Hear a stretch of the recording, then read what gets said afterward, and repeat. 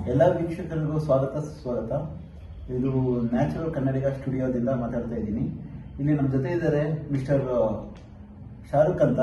ಅವರು ವಿಚಾರವಾದಿಗಳು ಮತ್ತು ಒಂದು ಪಕ್ಷದ ಅಧ್ಯಕ್ಷರಾಗಿದ್ದಾರೆ.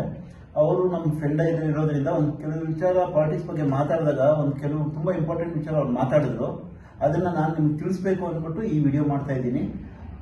ನಮಸ್ಕಾರ. ನಮಸ್ತೆ ಶಾರುಖ್ ಅವರೇ, ಈ ನಿಮ್ಮ ಪಾಲಿಟಿಕ್ಸ್ ಬಗ್ಗೆ ನೀವು ಸ್ವಲ್ಪ ಒಂದು ಕೆಲವು ವಿಚಾರ ಹೇಳಿದ್ರಿ, ಅದನ್ನ ನಮ್ಮ ಜನಗಳಿಗೆ ಸ್ವಲ್ಪ ಎಕ್ಸ್ಪ್ಲೇನ್ ಮಾಡ್ತೀರಾ ದಯವಿಟ್ಟು? ಇದು ರಾಜಕೀಯವಾಗಿ ನಾನು ವಸಂತ್ ಅವರು ಮಾತಾಡಬೇಕಾದಾಗ ಸುಮ್ಮನೆ ಒಂದು ವಿಚಾರನ ನಾವಿಬ್ರು ಮಾತಾಡ್ತಾ ಚರ್ಚಿಸ್ತಾ ಒಂದು ಚಿಕ್ಕ ಕಾನ್ಸೆಪ್ಟ್ ಹೆಂಗೆ ರಾಜಕೀಯ ವರ್ಕ್ ಆಗುತ್ತೆ ಅನ್ನೋದ್ರ ಬಗ್ಗೆ ನಾವಿಬ್ರು ಮಾತಾಡಿದ್ವಿ. ಯಾವುದೇ ದೇಶದ್ದು ರಾಜಕೀಯ ತಗೊಳ್ಳಿ, ಈಗ ಅದು ಯಾವ ತರ ವರ್ಕ್ ಆಗುತ್ತೆ, ಯಾವ ತರ ಕಾರ್ಯ ನಿರ್ವಹಿಸುತ್ತೆ ಜನಮಟ್ಟದಲ್ಲಿ ಅಂತ ಅನ್ನೋದನ್ನು ನಾನು ನಿಮ್ಗೆ ಹೇಳ್ತೀನಿ. ಮಗ,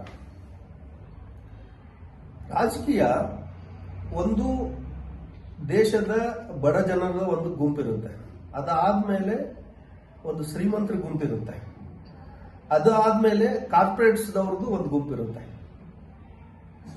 ಅದು ಆದ್ಮೇಲೆ ರಾಜಕೀಯ ಪಕ್ಷ ರಾಜಕೀಯನ ಮಾಡುತ್ತೆ. ಇದು ಟೋಟಲ್ 4 ರಿಂದ 5 ಪಾರ್ಟಿಷನ್ ಮಾಡ್ಕೋಬಹುದು. ಫಸ್ಟ್ ರಾಜಕೀಯ ಪಕ್ಷ, ಯಾವುದೇ ರಾಜಕೀಯ ಪಕ್ಷ, ರೂಲಿಂಗ್ ಪಾರ್ಟಿ ಬಡವರನ್ನ ಟಾರ್ಗೆಟ್ ಮಾಡುತ್ತೆ. ಯಾಕಂದ್ರೆ ಅವರು ಬಹುಸಂಖ್ಯಾತರಲ್ಲಿದ್ದಾರೆ, ಜಾಸ್ತಿ ಜನ ಇದ್ದಾರೆ. ಅವರು ಅವ್ರ ಕಡೆಯಿಂದ ರಾಜಕೀಯ ಪಕ್ಷಕ್ಕೆ ಏನ್ ಬೇಕು ಅಂದ್ರೆ ವೋಟ್ಸ್ ಬೇಕು. ಅವ್ರಿಗೇನು ಒಂದು ಚಿಕ್ಕ ಪುಟ್ಟ ಆಸೆಯನ್ನ ತೋರಿಸ್ತಾರೆ. ನಿಮಗೆ ಒಂದು ಮಂದಿರ ಕಟ್ಟಿಸ್ಕೊಡ್ತೀನಿ, ನಿಮ್ಗೊಂದು ಚರ್ಚ್ ಕಟ್ಟಿಸ್ಕೊಡ್ತೀನಿ, ನಿಮ್ಗೊಂದು ಮಸೀದಿ ಕಟ್ಟಿಸ್ಕೊಡ್ತೀನಿ, ನಿಮ್ಗೆ 5 kg ರೇಷನ್ ಕೊಡ್ತೀನಿ, ಏನೋ ಚಿಕ್ಕ ಪುಟ್ಟ. ಎಕ್ಸಾಂಪಲ್ ಸಿಂಪಲ್ ಆಗಿ ಹೇಳ್ಬೇಕು ಅಂದ್ರೆ, ಒಂದು ಯಾವುದೋ ಒಂದು ಚಿಕ್ಕ ಕೆರೆಯಲ್ಲಿ ಮೀನು ಹಿಡಿಬೇಕಾದ್ರೆ ಸ್ವಲ್ಪ ಏನೋ ಹಾಕ್ತಾರೆ, ರೈಸೋ ಇನ್ನೊಂದೋ ಮತ್ತೊಂದು ಹಾಕ್ತಾರೆ. ಅವಾಗ ಚಿಕ್ಕ ಪುಟ್ಟ ಮೀನುಗಳು ಬರ್ತದೆ. ಅವಾಗ ಅವರು ಯಾವುದೋ ಒಂದು ಸಾಧನದಿಂದ ಅದನ್ನ ಹಿಡಿತಾರೆ. ಅದೇ ತರ ಚಿಕ್ಕ ಪುಟ್ಟ ಆಸೆಗಳನ್ನ ತೋರಿಸಿ ಬಡ ಜನರಿಗೆ ಅವ್ರನ್ನ ಎಮೋಷನಲ್ ಫೂಲ್ಸ್ ಮಾಡಿ ಅವರು ಅವರಲ್ಲಿರುವಂತಹ ವೋಟಿಂಗ್ ಪವರ್ನ ಇವ್ರು ತಗೊಂಡು ರಾಜಕೀಯವಾಗಿ ಮುಂದುವರಿತಾರೆ, ಅಂದ್ರೆ ರೂಲಿಂಗ್ ಪಾರ್ಟಿ ಬರ್ತಾರೆ. ಇದು ಬಡವರ ಬಗ್ಗೆ ನಾನು ಮಾತಾಡಿದ್ದು. ಇದಕ್ಕಿಂತ ನೆಕ್ಸ್ಟ್ ವರ್ಗ ಏನಿದೆ ಅದು ಶ್ರೀಮಂತ ವರ್ಗ.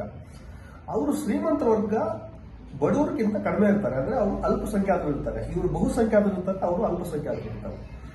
ಅಲ್ಪಸಂಖ್ಯಾತರು ಟ್ಯಾಕ್ಸ್ ಕಟ್ತಾರೆ ಅವರು. ಈಗ ಒಬ್ಬ ವ್ಯಕ್ತಿ IT ಎಂಪ್ಲಾಯ್ ಇದ್ದಾರೆ ಅಂದ್ರೆ ಅವ್ರಿಗೊಂದು ಯಾವುದೋ ಒಂದು ಮನೆ ಇರ್ತದೆ, ಒಂದು ಫಿಕ್ಸ್ಡ್ ಇನ್ಕಮ್ ಇರ್ತದೆ. ಅವ್ರ ಕಡೆಯಿಂದ ಏನ್ ಟ್ಯಾಕ್ಸ್ ಬರಬೇಕು ಆ ಟ್ಯಾಕ್ಸ್ ಬಂದೇ ಬರುತ್ತೆ ಗೌರ್ಮೆಂಟ್ಗೆ. ಅವ್ರು ಕಟ್ ಮಾಡದಂತಂದ್ರು ಆ ಸ್ಲ್ಯಾಬ್ ಅಲ್ಲಿ ಅವ್ರಿಗೆ ಏನ್ ಬರಬೇಕು ಬಂದೇ ಬರುತ್ತೆ.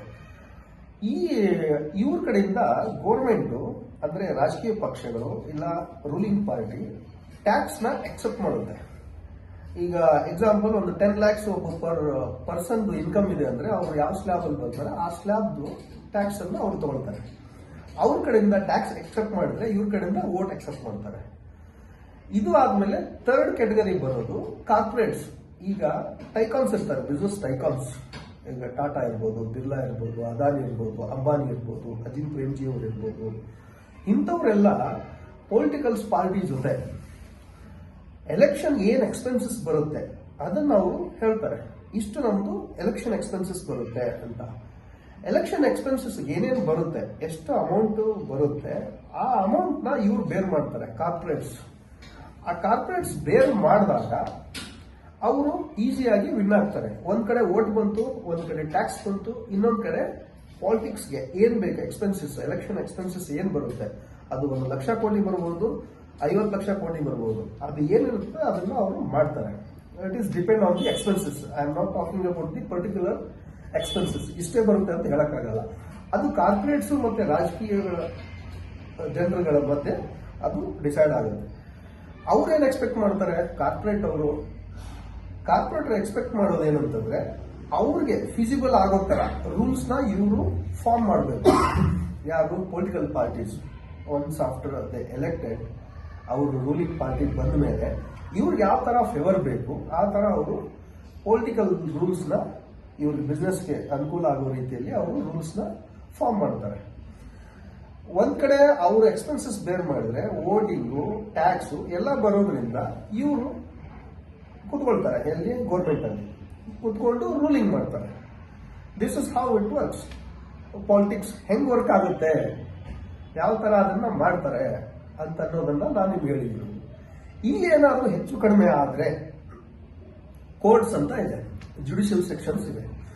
ಜುಡಿಷಿಯಲ್ ಸೆಕ್ಷನ್ಸ್ ಏನ್ ಮಾಡುತ್ತೆ, ಈಗ ಎಕ್ಸಾಂಪಲ್ ಯಾರಿಗೋ ಒಂದು ವರ್ಗಕ್ಕೆ, ಈಗ ನಾನು ನಿಮ್ಗೆ ಹೇಳಿದ ವರ್ಗದಲ್ಲಿ ಯಾವುದೋ ಒಬ್ಬ ವರ್ಗದವರಿಗೆ, ಗ್ರೂಪ್ ಆಫ್ ಪೀಪಲ್ಗೆ ಅನ್ಯಾಯ ಆಯಿತು ಅಂತಂದ್ರೆ they will go to the court. ಅವಾಗ ಕೋರ್ಟು ಇಂಟರ್ಮೀಡಿಯೇಟ್ನ ಇದನ್ನ ಮಾಡುತ್ತೆ, ಅಂದ್ರೆ ಎರಡು ಕಡೆನೂ ನಿಷ್ಪಕ್ಷಪಾತವಾಗಿ ಕೇಳ್ತಾರೆ ಸಮಸ್ಯೆನ. ಆ ಸಮಸ್ಯೆ ಏನಿದೆ ಅಂತ ನೋಡ್ತಾರೆ, ಪರಿಶೀಲಿಸಿ ಅದಕ್ಕೆ ಕರೆಕ್ಟ್ ಆಗಿ ನ್ಯಾಯನ ಒದಗಿಸ್ಕೊಡ್ತಾರೆ. ಇದು ಕೋರ್ಟ್ ಅವರು. ಇದು ಇಂಡಿಪೆಂಡೆಂಟ್ ಬೋರ್ಡ್. ಇದು ಯಾರು ಇವ್ರ ಇನ್ಫ್ಲುಯೆನ್ಸ್ಡ್ ಇರಲ್ಲ. They are totally independent body. Okay, ಇಷ್ಟು ನಾನು ಹೇಳಬೇಕಾಗಿತ್ತು ವಸಂತ್ ಅವರೇ. ಈಗ ಏನಾದರೂ ಡೌಟ್ ಇದೆ ಇದರಲ್ಲಿ? ಡೌಟ್ ಏನಂತಂದ್ರೆ, ಈಗ ಇದ್ರ ಬಗ್ಗೆ ಎಲ್ಲ ಎಕ್ಸ್ಪ್ಲೇನ್ ಮಾಡಿದ್ರು.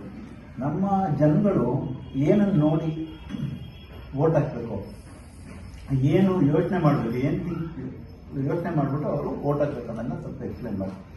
ಈಗ ಏನಾಗಿದೆ ಅಂತಂದರೆ, ನಮ್ಮ ಜನಗಳು ಎಡುತ್ತಾ ಇರೋದು ಏನಂತಂದರೆ ಈ ಫ್ರೀ ಗಿಫ್ಟ್ ಕೊಡೋದು, ಆಯಿತಾ, ಸುಮ್ಮನೆ ಏನೋ ಒಂದು ಅವ್ರಿಗೆ ಒಂದು ವಿಚಾರವಾಗಿ ನಂಬಿಸೋದು, ಆ ಥರ ಎಲ್ಲ ಮಾಡಿ ಅವರು ವೋಟ್ ತಗೊಳ್ತಾ ಇದ್ದಾರೆ.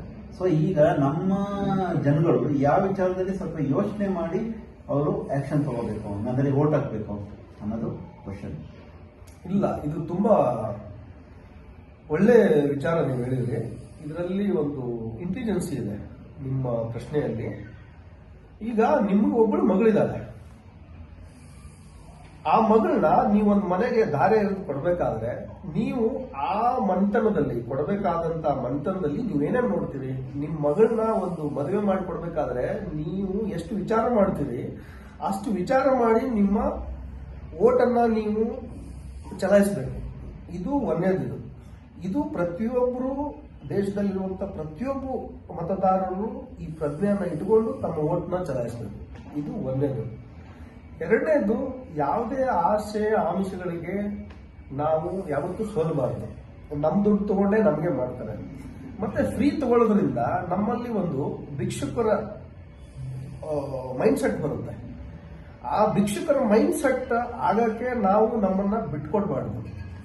ಯಾವುದೋ ಒಂದು ಚಿಕ್ಕದೊಂದು ರೇಷನ್ಗೆ, ಯಾವುದೋ ಒಂದು ಚಿಕ್ಕದೊಂದು ಸ್ವಲ್ಪ ದುಡ್ಡಿಗೆ ನಮ್ಮತನವನ್ನ, ನಮ್ಮ ಓಟಿನ ಪವರ್ನ ನಾವು ಇದನ್ನ ಮಾಡಬಾರ್ದು. ಇವಾಗ ಈ ದೇಶದ ಅತಿ ದೊಡ್ಡ ಶ್ರೀಮಂತನಿಗೆ ಇರೋದು ಒಂದೇ ಓಟ್ ಪವರ್, ಒಬ್ಬ ಬಡವನಿಗೆ ಇರೋದು ಒಂದೇ ಓಟ್ ಪವರ್. ಇಬ್ಬರಿಗೂ ಓಟ್ ಪವರ್ ಒಂದೇ ಅಂದ್ರೆ ಅವಾಗ ನಿಮ್ ಪವರ್ ಎಷ್ಟಿರುತ್ತೆ, ಅವ್ರ ಪವರ್ ಅಷ್ಟೇ ಇರುತ್ತೆ. Vote power is not a small power, it is power of supreme. Okay, ಈ ರೀತಿ ನಾವು ವಿಚಾರ ಮಾಡಿ ನಮ್ಮ ಓಟ್ನ ನಾವು ಚಲಾಯಿಸಿದ್ರೆ ಅದಕ್ಕೊಂದು ಅರ್ಥ ಇರುತ್ತೆ. ಪ್ರಜ್ಞಾವಂತ ಪ್ರಜೆಗಳು ನಮ್ಮ ದೇಶದಲ್ಲಿ ಬರ್ತಾರೆ. ಇದು ನನ್ನ ಉತ್ತರ. ನಾನು ಎಲ್ಲ ವಿಷಯದಲ್ಲಿ ಹೇಳಿದ್ರೆ, ನಮ್ಮ ದೇಶದ ಭವಿಷ್ಯ, ನಮ್ಮ ಜನಗಳ ಭವಿಷ್ಯ, ನಮ್ಮ ಮಕ್ಕಳ ಭವಿಷ್ಯ ಎಲ್ಲ ಕೂಡ ನಮ್ಮ ಓಟ್ನಲ್ಲಿದೆ. ಸೊ ಎಲ್ಲರೂ ವಿಚಾರ ಮಾಡಿ ಓಟ್ ಹಾಕಿ. ಗೊತ್ತಾಯ್ತಾ? ಈ ಅವೇರ್ನೆಸ್ ನಿಮಗೆ ಸ್ವಲ್ಪ ನಾವು ಸಿಂಪಲ್ ಆ್ಯಂಡ್ ಬೆಸ್ಟಾಗಿ ತಿಳಿಸ್ಬೇಕಾಗಿತ್ತು, ಅದಕ್ಕೋಸ್ಕರ ಈ ವಿಡಿಯೋ ಮಾಡಿದ್ದೀನಿ. ನಾನು ಇವರಿಗೆ ಶಾರುಖ್ ಅವರು ತುಂಬ ಥ್ಯಾಂಕ್ಸ್ ಹೇಳ್ತೀನಿ. ತುಂಬ ವಿಚಾರಧಾರಿಯಾಗಿದ್ದಾರೆ, ಮತ್ತು ಈ ವಿಚಾರನ ತುಂಬ ಚೆನ್ನಾಗಿ ಎಕ್ಸ್ಪ್ಲೈನ್ ಮಾಡಿದ್ದಾರೆ. ಎಲ್ಲರಿಗೂ ತಿಳುವಳಿಕೆ ಬರೋಂಗೆ ಮಾಡಿಕೊಟ್ಟಿದ್ದಾರೆ. ಸೊ ನನ್ನ ಕಡೆಯಿಂದ ಧನ್ಯವಾದಗಳು. ನಿಮಗೂ ಧನ್ಯವಾದಗಳು. ಈ ವಿಡಿಯೋ ಮಾಡೋ ಉದ್ದೇಶ ಇಷ್ಟೇ, ಒಂದು ಅರಿವನ್ನ ಜನರವರೆಗೂ ತಲುಪಿಸ್ಬೇಕು ಅನ್ನೋದಷ್ಟೇ. ಇಷ್ಟು ಉದ್ದೇಶ ಬಿಟ್ರೆ ಬೇರೆ ಉದ್ದೇಶ ಇನ್ನೂ ಏನೂ ಇಲ್ಲ. ಎಲ್ರಿಗೂ ಒಳ್ಳೇದಾಗ್ಲಿ. ನಮಸ್ಕಾರ. ನಮಸ್ಕಾರ.